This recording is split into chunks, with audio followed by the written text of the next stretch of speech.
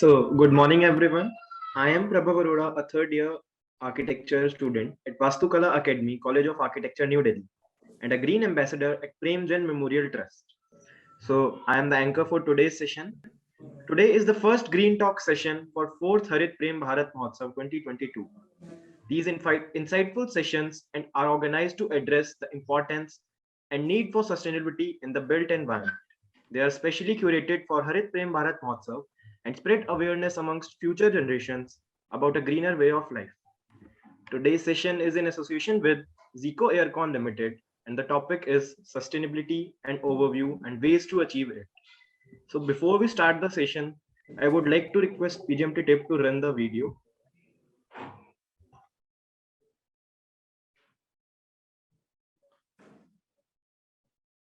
Yeah, give me a moment, yes.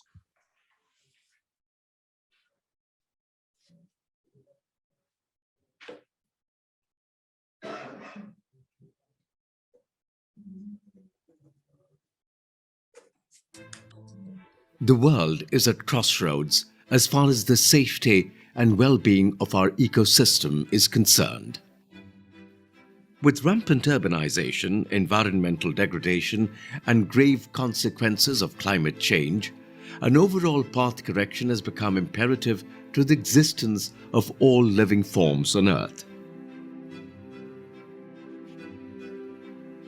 Should we continue with the abuse of our precious natural resources? Should we use technology and innovation to conserve them? Can we reduce energy usage with a mindful approach and renewable sources? Dr. Prem Jain anticipated many such challenges we are facing today way back in the 70s. Over half a century of dedication and tireless efforts, he thought and spoke a language that was way ahead of its time. His passion and commitment to his Janmabhoomi and to his own mother ran equally deep. From my earliest childhood, it's been ingrained with me that truth will always win, what we call Satyamev Jayate. She also gave us the love for all living creatures, trees and plants, the message of non-violence. And ever since my childhood, I've always respected that all life forms are equally important. The last 10 years saw the culmination of his efforts by remarkably shaping the green movement in India, and his countless admirers began to refer to him as father of green buildings in India. The green revolution he started is the foundation of his legacy.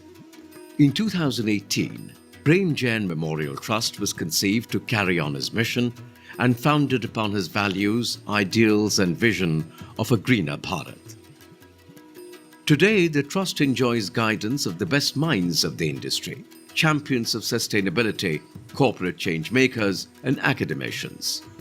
PJMT is set on its journey to create, establish and maintain sustainability directions through education, recognition and rewards that nurture future generations. The best gift you can give to the person is educate him or her. Because then, wherever they are, they will be able to earn and flourish in life. Each year begins with the Harit Prem Bharat Mahotsav, a week-long celebration of sustainability, and our annual flagship event, Prem Jain Memorial Address. The Trust organizes a spectrum of green initiatives which fill the week of January 26, Dr. Jain's birthday week. The Mahotsav is celebrated across the country with immense enthusiasm by Green Crusaders and our partner institutions through an array of sustainability-driven initiatives and activities. Having deep roots with Indian Green Building Council, the Trust has worked in tandem with IGBC and its chapters. PJMT takes great pride in partnering with esteemed partner societies, corporate leaders and premier universities across India, working closely with the common mission of creating a greener earth through the year. The Trust is a catalyst for sustainable research and development, sharing innovations and creating a global platform for exchange of thoughts and ideas to nurture future green ambassadors.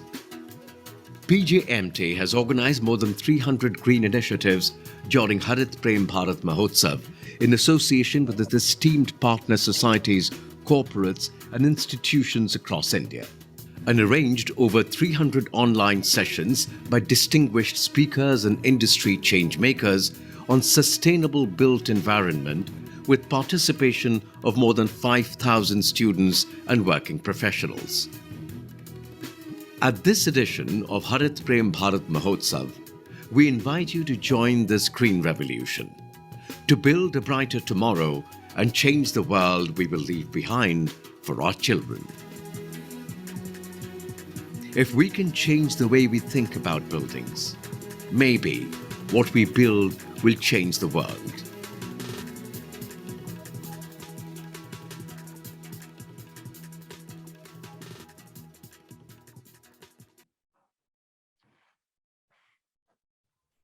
Thank you, sir. So now I would request Ms. Payal Jain to say a few words.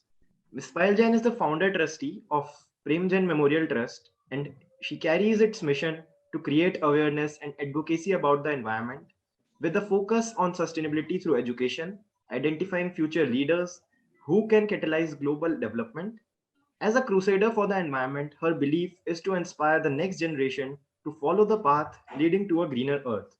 She is also a green ambassador mentor at the PJMT.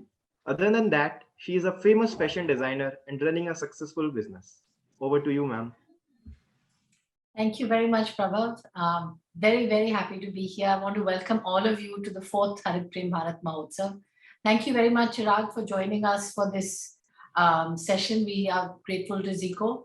And I want to say something because this is very special to me, this session, because Vishesh and Prabhav are both our green ambassadors.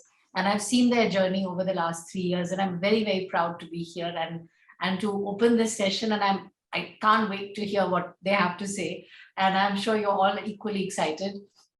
I'll say a little bit about PJMT, which anyway, Prabhav has said. I think the best thing you said, Prabhav, about me was the mentoring the green ambassadors. I take that as a huge compliment. Thank you very much. As you all know, Prem Jain Memorial Trust was set up in the memory of Dr. Jain. I think the film has pretty much said what I was planning to say. There's not much left, but I do want to say that the Green Talks is something we have planned for this Mahotsav to instigate and to inspire people to follow green. We're also running a lot of challenges. Young people today are more on social media. They spend pretty much their whole life on social media. So these are all social media challenges. We have green architecture, green art, green photography, and we're hoping in whichever way we can inspire young people to join this movement.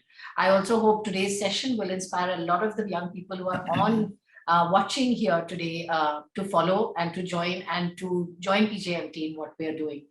I won't take too much time. I do want to invite more students, if there are any of them listening today, to be write to us and become green ambassadors. You will see what an amazing job Prabhav and Vishesh have done in the last few years and how they're continuing to drive this and following this path and spreading the message in their own ways. So over back to you, Prabhav, and thank you again, Chirag.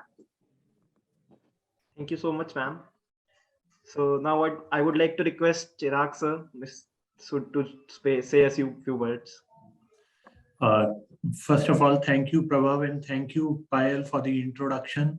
I would like to thank Prem Jain Memorial Trust for the wonderful event and inviting Zico Aircon for this Harit Prem Bharat Mahotsav, 4th Harit Prem Bharat Mahotsav.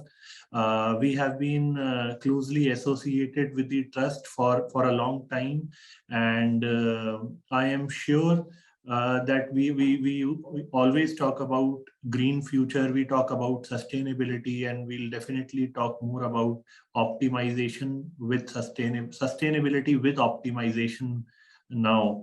And Zico has very close relation with the trust, and Mrs. Payal, she's always trying to focus on green things, focusing on sustainability, emphasizing always on giving solutions that are sustainable.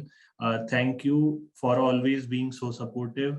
I would like, as we have with us Mr. Vishesh Arora, who will now take things forward from here. Thank you once again.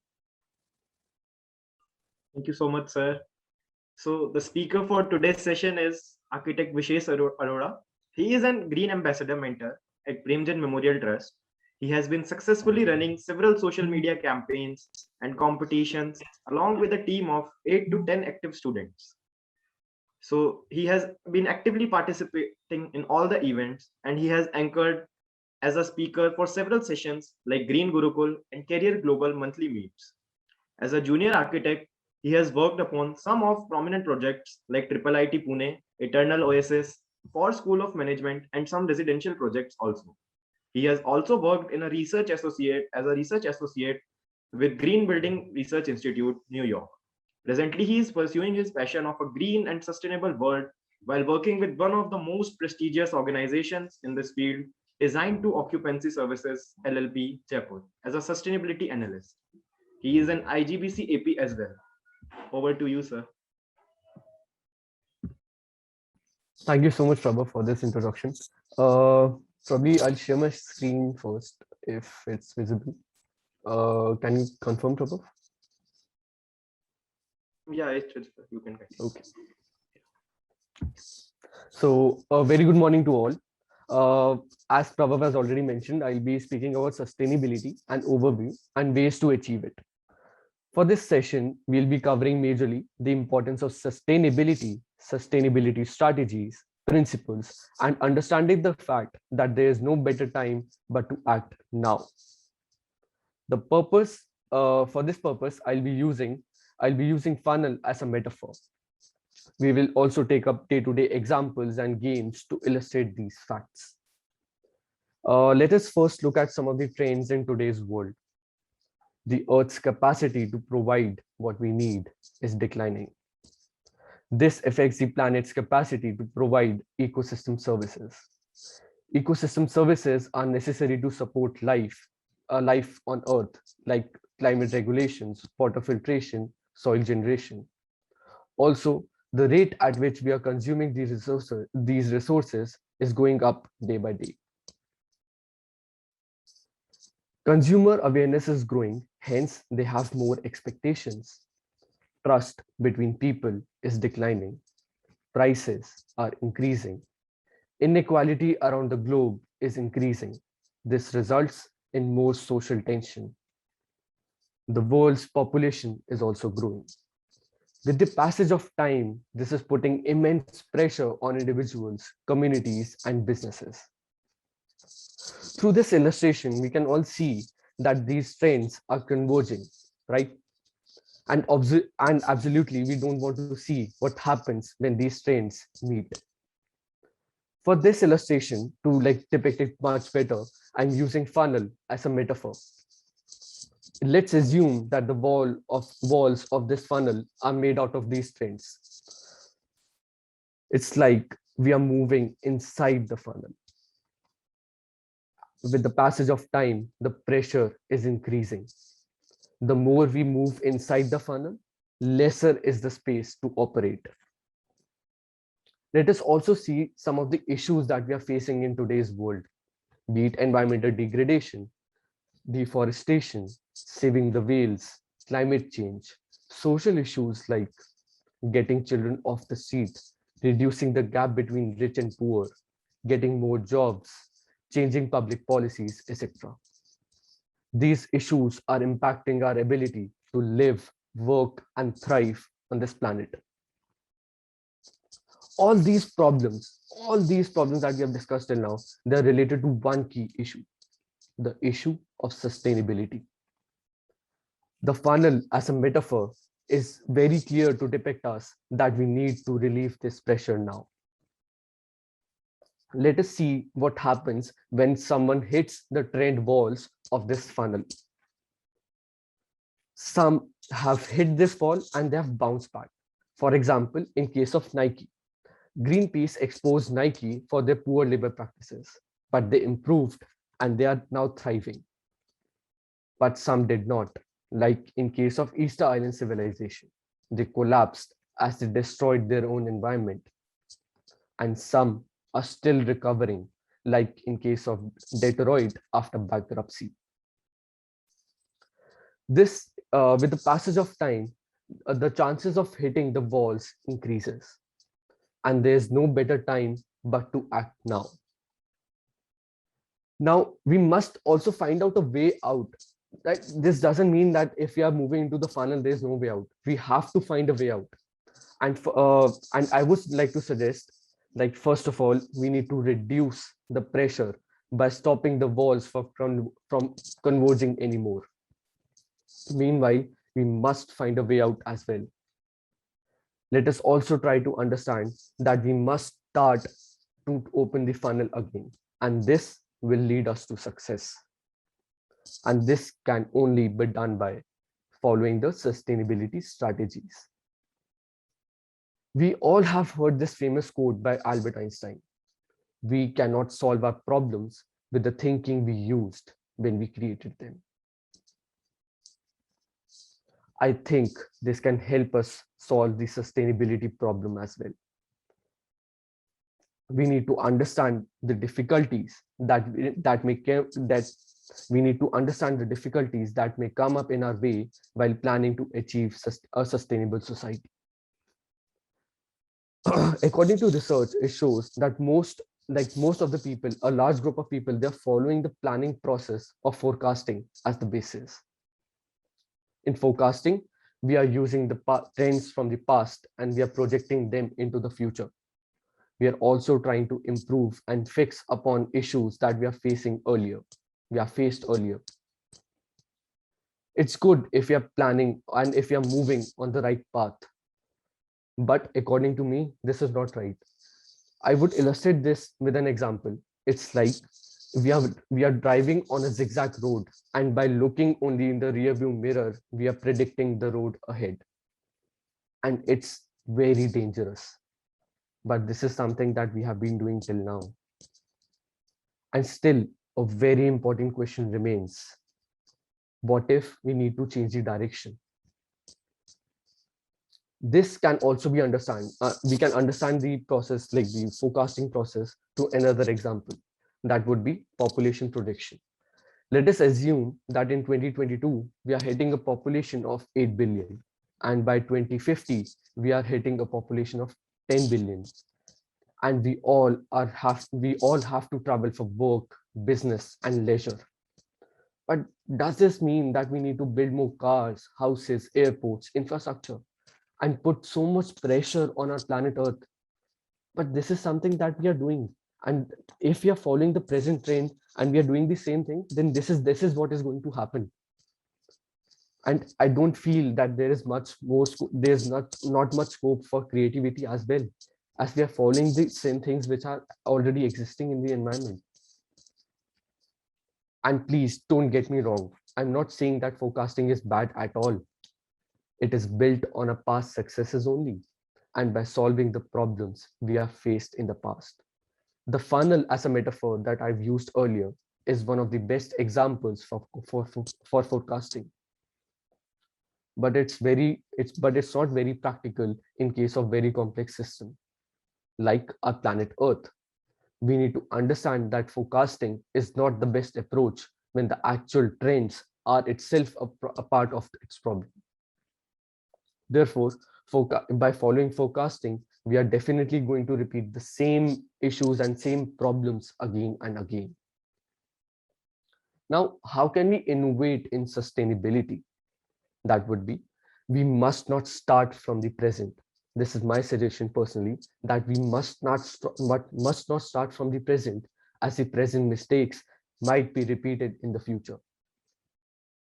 Instead, we should aim for a desired goal, a sustainable future, and then plan our approach accordingly for the current. This is very clear that backcasting is the way forward. But let us understand how backcasting is better than forecasting. Let me take a very basic example. Like we all love to go on vacations, like, right? So basically, let us consider if we are planning to go on a vacation, probably to beaches or probably to the mountains, and we are unable to sort out a particular thing. Like if we are not, we don't have the available dates, if the budget is not suiting us, we are not planning and packing accordingly, we shall not be able to go on a vacation as well, right? And this is a very basic example of backcasting. You are aiming for something and you're planning accordingly in the future, for the future. Chess is another example that I would love to take up. Chess is one of the games which uses backcasting only. Both the players, they have a very clear vision of success and principles. One cannot predict the board, how it looks at the end. But both the players, they are very clear that one of the two kings will not be able to escape the capture. In this case, if we are using forecasting, then we are doomed. There's no way forward. They have to backcast from their, or both the players, they have to backcast from their desired goals and change their strategies while playing in order to achieve the success quotient. That's the checkmate. And similarly, for sustainable future, we must backcast. This will help us understand as what the principles of success are. There is no time to waste. There's no need to waste time and resources on short-term decisions that do not get us closer to the sustainability checkmate. We must not argue on the details of sustainable society, as no one knows how the chessboard will look at the end of the game. We must not reproduce the present problems in the future, like in the game of chess. And if we do so, we are doomed. We should update our planning strategies as new technologies and inventions appear. This will definitely lead us to success. What we are doing, what sustainability principles, now we need to understand what are the sustainability principles and from where we need to backcast. All these sustainability features or the sustainable principles, I'll be talking about the four most basic ones. Those will form the minimum or the basic conditions for achieving sustainability. Before starting with this segment, we need to understand the basic conditions of success in case of sustainability. We have to now let us also understand, like, have you ever played a game without knowing the goals and how you can win it? Similarly, in case of sustainability, we need to understand and we need to know the rules and we need to play accordingly. This will form the conditions of success. And if I say so, the checkmate of sustainability. There are the four basic key rules. For these key mechanisms, we need to understand that we need to determine our capacity to survive and thrive on this planet Earth. These four principles, they have no priority order. They all are necessary and they all are sufficient in their own way. Together, they will help us achieve full sustainability. Now coming over to the first principle, in a sustainable society, nature is not subject to systematically increasing concentrations of substances extracted from the Earth's crust. Let me simplify this with one of the basic examples. Let us assume that this is your email box and you are generally receiving, let's say, 15 mails a day. And at max, you have a capacity of handling 20 mails. But one day, suddenly one of your colleagues, your friends, takes a leave. And now you have to answer his mails as well. Now you will be targeting 30 mails per day. But remember, you had a capacity of answering 20 mails only. That means every day you are lacking by 10 mails. They systematically keep piling up and there's no way out. This is something that we have been doing with our planet Earth as well. And don't get me wrong, This doesn't mean that we can't use oil or heavy metals like mercury and cadmium or substances from the Earth's crust.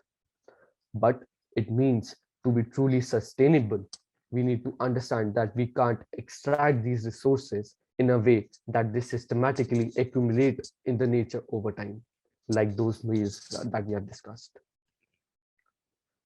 Now, coming over to the second principle, in a sustainable society, nature is not subject to systematically increasing concentration of substances produced by the society. Here, substances refer to the man-made chemicals and compounds. Probably, let me give you some examples that would be CFCs and plastics.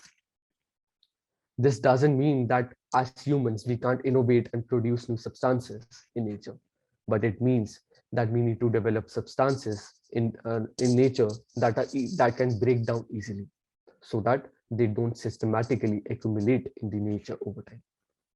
We also need to make sure that we are not overburdening our nature. It means we need to ensure that we release these substances in a way that nature can cope up with them. Now, coming over to the next principle, in a sustainable society, nature is not subject to systematically increasing degradation by physical means. It means how we are physically altering our nature by logging and fishing. This doesn't mean that we cannot use or cut trees or use natural resources. We definitely need these resources to survive on this planet. But it means to be truly sustainable, we cannot systematically keep destroying our nature on a faster rate than it can regenerate. Let us understand this with a very basic example. If you have a piggy bank and you have some amount of money in it, and one day you decide to spend it all, but when you actually need it, you have none. We must use the natural resources, keeping in mind that we are not exceeding the capacity with how they can regenerate over time. Now, coming over to the next principle, or probably the last principle, in a sustainable society, nature is not subject to conditions that systematically undermine their capacity to meet our needs. It majorly deals with the social aspect of the society. It means that that it's not important to meet the needs of everyone at all times. So what can be done? In order to be truly sustainable, we can use manufacturing processes, supplies, and business models and business chains to create barriers for people. Barrier is always referred to as negative, but in this case, you can understand that barriers are very important. We must make sure that we systematically make it impossible for people to acquire extra resources which are not necessary to them.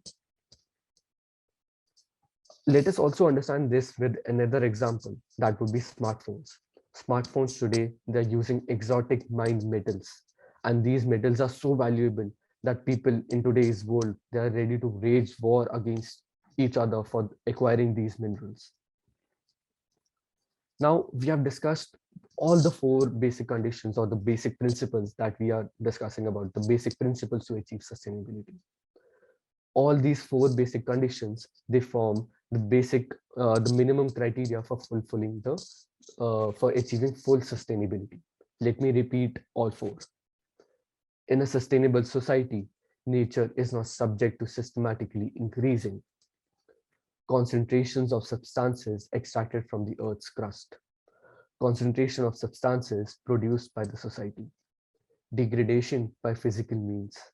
Also, people are not subject to conditions that systematically undermine their capacity to meet their needs. I hope all these are clear, and we have discussed all these in detail till now. If our products, businesses, and communities, they truly want to achieve sustainability, then they have to achieve the minimum conditions of sustainability first. And hence, we'll achieve the checkmate for sustainability. And I hope you all have noticed till now that I'm using all the negatives like not, no, and it's not possible. It's because, like in the game of chess, the king cannot escape the capture. Also, these minimum conditions, they have no priority order. They have no prescription that you must follow them in a prescriptive way in an order. These are basically, if I put it this way, these conditions, they form the boundaries and the rules of a game. We all have played these games that we have discussed till now. If we are playing well within the rules and the principles and the guidelines, and we are well within the boundary, then there is no end to creativity. And it is sure that we'll achieve success. In the end, I would mention that the North Star, they form the minimum conditions, they are like the North Star. They help us know where if we are moving the right direction. And if I put it this way, summing up all the three segments that we have discussed till now, the North Star, it forms the principle. It's like the principles, and backcasting is showing us the way forward, and the sustainable strategies is the way forward, the path that we must follow to achieve sustainability. Thank you. Thank you so much, sir. So this was a very knowledgeable session. You made it very easy to understand sustainability and different ways of achieving it, and different terms like backstacking, by giving very simple examples of vacation, chess, piggy bank, mails, and smartphones, which we all can easily relate to our day-to-day life. So that was a great session. So now we have more sessions lined up coming this week, so you all can join these sessions. So this was our first session. We have more sessions coming up by the week long. This is a week-long event, so you all can join them. Also, you can follow us on Instagram, and you can use the hashtags like HPBM 2022 and then Zero Plastic, then PJMT. There are various competitions, as already mentioned by ma'am. So you all can participate in that also.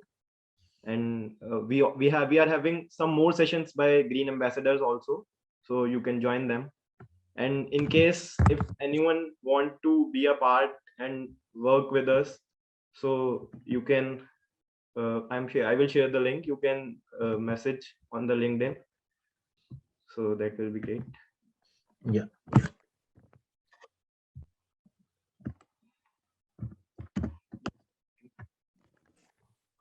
Okay, thank you so much, Prabhav. Let me put up a little more about our trust. So I've been working with Premchand Memorial Trust for the past 2 years now. I joined them when I was back in college, and now I'm working as a professional. So what we need to understand is like the mission and goal of Premchand Memorial Trust. What we are aiming for is to educate and enhance the lifestyle, and obviously targeting the young minds of India. So at present, as Prabhav earlier mentioned, that we are having a team of 8 to 10 green ambassadors pan-India. And now we are also we are planning to extend our boundaries and extend our team further. And it would be great if you all can get in touch, and we'll have some great sessions lined up ahead also, that we'll understand and learn more, and we'll grow together towards a greater and a sustainable future. Yeah, thank you, Vishesh. Yeah. Okay, thank you, Chirag ji. We had a nice session with you. I look forward. Yeah. Yeah. Bye.